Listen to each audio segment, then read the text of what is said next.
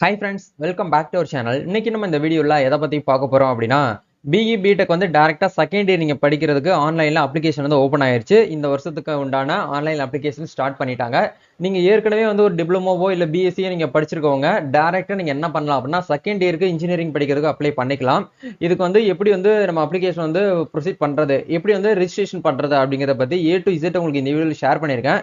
நீங்க வீடியோ வந்து ஃபுல்லா பாத்தீங்க அப்படின்னா நீங்களே என்ன பண்ணிக்கலாம் அப்படின்னா அந்த ஆன்லைன் அப்ளிகேஷன் போட்டுக்கலாம். இது அப்ளை பண்றதுக்கு என்னென்ன ப்ரொசீஜரை ஃபாலோ பண்ணணும், என்னென்ன டாக்குமெண்ட்லாம் இதுக்கு நம்ம வந்து அப்லோட் பண்ணணும், எப்படி வந்து ரிஜிஸ்டர் பண்றது, எப்படி வந்து அமௌண்ட் வந்து பே பண்றது அப்படிங்கிற A to Z இதுல வந்து உங்களுக்கு எக்ஸ்பிளைன் பண்ணிருக்கேன். வீடியோ வந்து ஃபுல்லா பாருங்க. வீடியோக்குள்ள போறதுக்கு முன்னாடி இப்பதான் நம்ம சேனல் நீங்க ஃபர்ஸ்ட் டைம் பாக்குறீங்க அப்படின்னா இந்த வீடியோக்கு கீழே இருக்கக்கூடிய ரெட் கலர் சப்ஸ்கிரைப் பட்டனையும் பக்கத்துல இருக்கக்கூடிய அந்த பெல் பட்டனை கிளிக் பண்ணி ஆல்ங்கிறத எனபிள் பண்ணிச்சுக்கோங்க நண்பா. நம்ம சேனல் வந்து போஸ்ட் பண்ணக்கூடிய ஒவ்வொரு லேட்டஸ்ட் இன்ஃபர்மேஷன் எல்லாமே உங்களுடைய மொபைல் நோட்டிஃபிகேஷன்ல வரும். ஈஸியா நீங்க மிஸ் பண்ணாம பார்த்து தெரிஞ்சுக்க முடியும். சரி, வாங்க இப்போ நம்ம டைரக்டா வீடியோக்குள்ள போகலாம். முதல்ல வந்து இந்த லேட் என்ட்ரி, அதாவது வந்து இது வந்து எங்க இருந்து ரிலீஸ் பண்ணிருக்காங்க அப்படின்னா வந்து government of Tamil Nadu directorate of technical education Tamil Nadu lateral entry director second year BE BTech. நீங்க இன்ஜினியரிங் படிக்கிறதுக்கு ஆசைப்படுறீங்க அப்படின்னா நீங்க என்ன பண்ணலாம் அப்படின்னா தாராளமாக இந்த கவுன்சிலிங்க்கு வந்து அப்ளை பண்ணலாம் அப்படிங்கறது வந்து சொல்றாங்க. இது என்னது வந்து லேட்டரி என்ட்ரி அப்படிங்கறத பார்க்கும்போது டைரக்டா செகண்ட் இயர். இப்போ நீங்க ஃபர்ஸ்ட் இயருக்கு இன்ஜினியரிங் படிக்கணும் அப்படின்னா மினிமம் வந்து நீங்க வந்து 12ஆம் கிளாஸ் வந்து பாஸ் பண்ணியிருந்தா போதுமானது. அதாவது 12th பாஸ் பண்ணி நீங்க டைரக்டா பிஇ பிடெக் வந்து படிக்கலாம். ஏற்கனவே 12ஆம் கிளாஸ் நீங்க படிச்சுட்டு டிப்ளமோ படிச்சிருக்கீங்க, நீங்க வந்து ஒரு 2 இயரோ 3 இயர் டிப்ளமோ படிச்சிருக்கீங்க, இல்ல வந்து பிஎஸ்சி நீங்க வந்து படிச்சிருக்கீங்க அப்படின்னா நீங்க என்ன பண்ணலாம், டைரக்டா செகண்ட் இயருக்கு நீங்க வந்து அப்ளை பண்ணிக்கலாம். ஃபர்ஸ்ட் இயர்ல இருந்து போறதுக்கு கொஞ்சம் லேட் ஆகும் இல்லையா, அதுக்காக தான் இந்த ஒரு ப்ரோக்ராமிங் வந்து நம்ம தமிழ்நாடு கவர்மெண்ட் வந்து ரிலீஸ் பண்ணியிருந்தாங்க. இப்போ இது வந்து வருஷம் வருஷம் வந்து பாத்தீங்கன்னா நிறைய ஸ்டூடெண்ட்ஸ் வந்து அப்ளை பண்ணி உள்ள போயிட்டு தான் இருக்காங்க.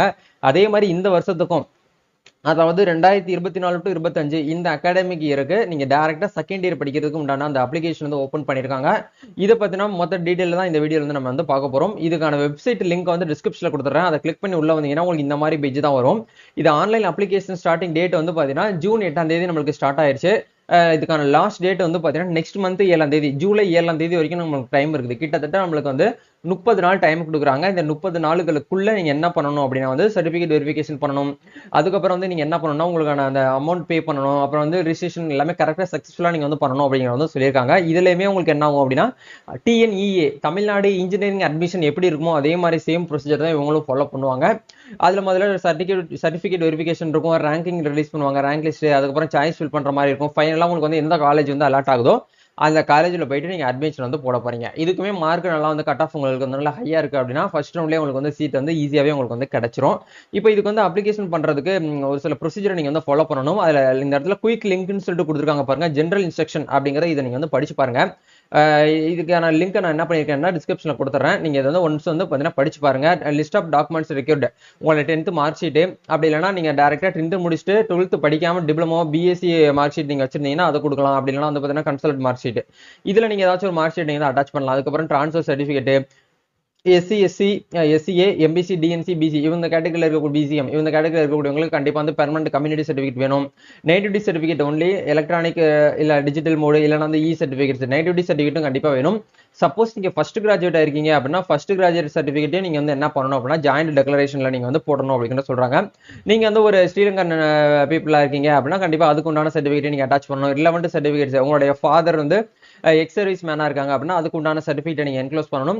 நீங்க வந்து ஒரு மாற்றுத்திறனாளியா இருக்கீங்க அப்படின்னா அதுக்கு உண்டான சர்டிஃபிகேட்ஸ் என்க்ளோஸ் பண்ணணும் அப்படிங்கிறத சொல்றாங்க. நீங்க ஸ்போர்ட்ஸ் பர்சனா இருக்கீங்க அப்படின்னா ஸ்போர்ட்ஸ் கோட்டா கீழே வரவங்க அதுக்கு உண்டான சர்டிஃபிகேட் என்க்ளோஸ் பண்ணணும் அப்படிங்கிறது வந்து சொல்றாங்க. சரிங்களா, இதை நீங்க ஒன்ஸ் வந்து ஃபுல்லா வந்து பாத்துக்கோங்க. வேற ஃபர்தரா உங்களுக்கு என்ன டவுட்ஸ்னாலும் நீங்க இந்த வீடியோ வந்து ஃபுல்லா பார்க்கும்போது உங்களுக்கு வந்து ஒரு ஐடியா வரும், நீங்களே வந்து அப்ளை பண்ணிக்கலாம். ஓகே, இப்போ நம்ம அப்ளை பண்றதுக்கு ரைட் சைடுல வந்து நியூ ரெஜிஸ்ட்ரேஷன் அப்படிங்கிற இந்த ஆப்ஷன் வந்து கிளிக் பண்றோம். சைன் அப் அப்படிங்கிற ஆப்ஷனை உங்க 10th மார்க் ஷீட்ல இருந்து நேம் எப்படி இருக்கும் அந்த நேம் இந்த இடத்துல என்டர் பண்ணுங்க. அதுக்கப்புறம் வந்து உங்களுடைய இமெயில் ஐடி கொடுங்க, உங்களுடைய mobile number, password, confirm password, இது எல்லாமே நீங்க வந்து கரெக்டா பாஸ்வேர்டுங்கிறது ஒரு 8 கேரக்டர்ல பாஸ்வேர்டு இருக்கிற மாதிரி பாத்துக்கோங்க. ஃபர்ஸ்ட் லெட்டர் வந்து கேபிட்டல் லெட்டர், மற்ற லெட்டர் எல்லாமே ஸ்மால் லெட்டர், ஒரு ஸ்பெஷல் கேரக்டர், ஒரு நம்பர் இருக்கிற மாதிரி பாத்துக்கோங்க. சரிங்களா, இது எல்லாமே ஃபில் பண்ணதுக்கு அப்புறம் ஜென்ரேட் ஓடிபி கொடுத்தீங்கன்னா உங்களுடைய மொபைல் நம்பருக்கு ஓடிபி வரும், மெயிலுக்கும் ஓடிபி வரும். இல்ல ஏதாவது ஒரு ஓடிபி என்ன பண்ணுங்க அப்படின்னா இதை என்டர் பண்ணிட்டு ரெஜிஸ்டர் அப்படிங்கிற இந்த ஆப்ஷன் வந்து கொடுங்க. ஓகே, இப்போ ஒன்ஸ் நம்ம வந்து சக்சஸ்ஃபுல்லா வந்து ரிஜிஸ்ட்ரேஷன் பண்ணிட்டோம். ரிஜிஸ்ட்ரேஷன் பண்ணி லாகின் பண்ணீங்கன்னா உங்களுக்கான டேஷ்போர்ட் இது இப்படி தான் இருக்கும். இது ரொம்ப சிம்பிளா நீங்களே வந்து பண்ணிக்கலாம். ஒரு 5 ஸ்டெப்பை மட்டும் நீங்க ஃபாலோ பண்ணா போதும். முதல்ல நம்ம லாகின் பண்ணிட்டோம், அதுக்கப்புறம் உங்களுடைய பர்சனல் டீடைல் வந்து கேட்பாங்க, அதுக்கப்புறம் உங்களுடைய அகாடமிக் டீடைல்ஸ் வந்து கேட்பாங்க, அதுக்கப்புறம் நீங்க ஸ்பெஷல் ரிசர்வேஷன் வச்சிருந்தீங்கன்னா ஃபில் பண்ண போறீங்க, இல்லைன்னா தேவையில்லை. ஃபோட்டோவும் சிக்னேச்சரும் நீங்கள் அப்லோட் பண்ண போகிறீங்க. அதுக்கப்புறம் பேமெண்ட் கேட்வே பேஜில் போய்ட்டு அமௌண்ட் வந்து பே பண்ண போகிறீங்க. இவ்வளோ தான். இது ரொம்ப சிம்பிளாக பண்ணிக்கலாம். உங்களுடைய அப்ளிகேஷன் நம்பர் வந்து இந்த இடத்துல ஜென்ரேட் ஆயிடுச்சு பாருங்க. உங்களுடைய மொபைல் நம்பர், உங்கள் பேர், உங்களுடைய மெயில் ஐடி, உங்களுடைய நேம்லாம் வந்ததுக்கப்புறம் நீங்கள் எடிட் பண்ண முடியாது. ஏன்னா ஃபர்ஸ்ட் டைம் இதுக்கு முன்னாடி நீங்கள் லாகின் பண்ணுறதுக்கு முன்னாடி 10th மார்க் ஷீட்டில் எப்படி நேம் இருக்கோ அதே போல் நேம் இந்த இடத்துல நீங்கள் கொடுக்கணும். ஒன்ஸ் இது எல்லாமே கொடுத்ததுக்கப்புறம் அப்படியே கீழே வந்து ஸ்க்ரோல் பண்ணுங்க. ஓகே, இந்த இடத்துல வந்து பாருங்க, name of the parent or guardian. உங்களுடைய அம்மா அப்பா பேர் கொடுங்க. அப்படி இல்லைன்னா உங்களுடைய கார்டியன் நேம் வந்து கேட்குறாங்க, அதை கரெக்டாக கொடுங்க. நீங்கள் மேல்னா மேல் கொடுங்க, ஃபீமேல்னா ஃபீமேல் அப்படிங்கிற இந்த ஆப்ஷன் கொடுங்க.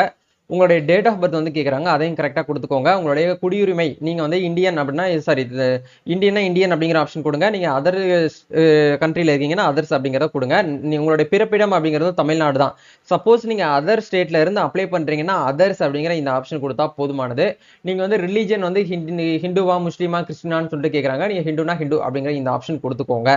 ஹிந்து கொடுத்த உடனே உங்களுடைய கேஸ்ட் கம்யூனிட்டி வந்து கேட்குறாங்க. நீங்கள் எந்த கம்யூனிட்டி பிரிவினரை சேர்ந்தீங்களோ அதை வந்து கொடுங்க. பிசினா பிசி கொடுங்க, ஜென்ரல்னா ஜென்ரல் கொடுங்க. MBC, DNC, SC, SCA, BCM சொல்லிட்டு தனியாக இருக்குது. இப்போ நீங்கள் பிசி கொடுத்துருக்கீங்க அப்படின்னா அந்த பிசிலேருந்து உங்களுடைய கேஸ்ட் என்ன அப்படிங்கிறத கேட்குறாங்க.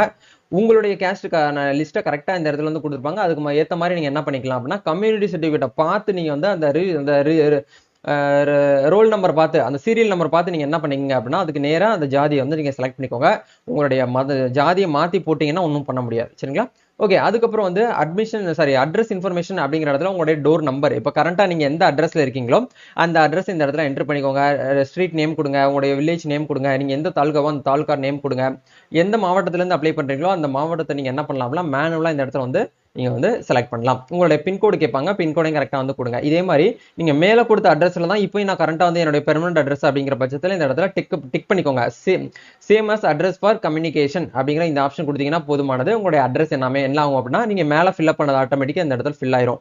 சில ஸ்டூடெண்ட்ஸ் என்ன பண்ணுவாங்க அப்படின்னா பெர்மனன்ட் அட்ரஸ் வந்து வேற ஊராக இருக்கும். இப்போ கரண்ட்டாக வந்து வேற ஒரு ரெண்டல் வீட்லையோ இல்லை வேற ஏதாவது உங்களோட ரிலேட்டிவ் வீட்லேயே இருப்பாங்க அப்படின்னு நீங்கள் அந்த அட்ரஸ் வந்து ஃபில் பண்ணுங்க. டிஃப்ரெண்ட் அட்ரஸ் வந்து ஃபில் பண்ணுற மாதிரி இருக்கும்.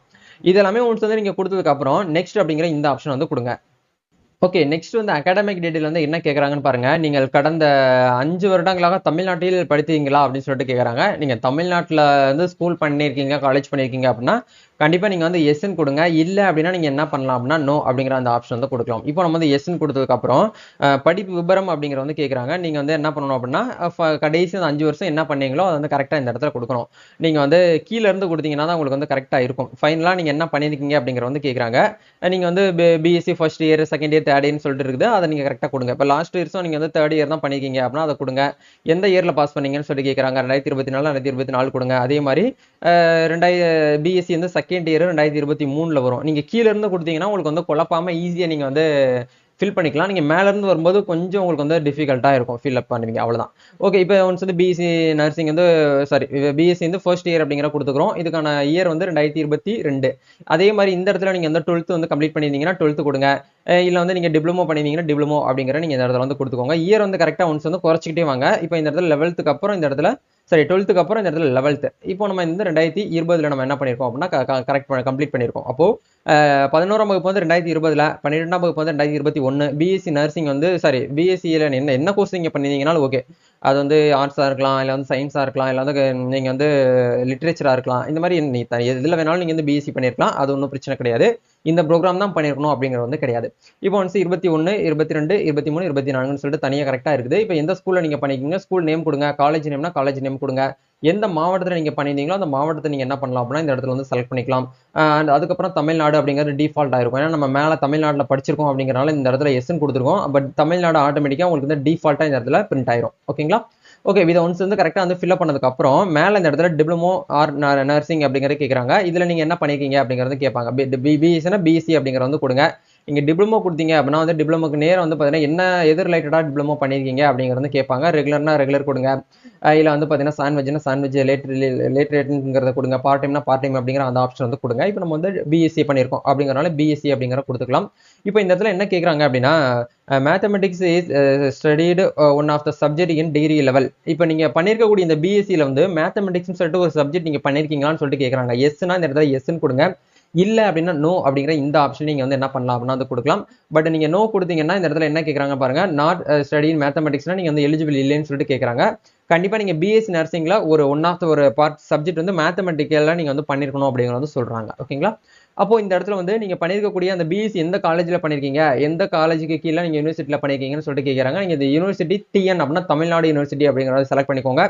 அதுக்கப்புறம் படித்த தொழில்நுட்ப கல்லூரி, கல்லூரியின் பெயருங்கிறத கேட்கறாங்க. நீங்க பிஎஸ்சி வந்து எந்த காலேஜ்ல படிச்சீங்களோ காலேஜ் நேம் வந்து கேட்கறாங்க.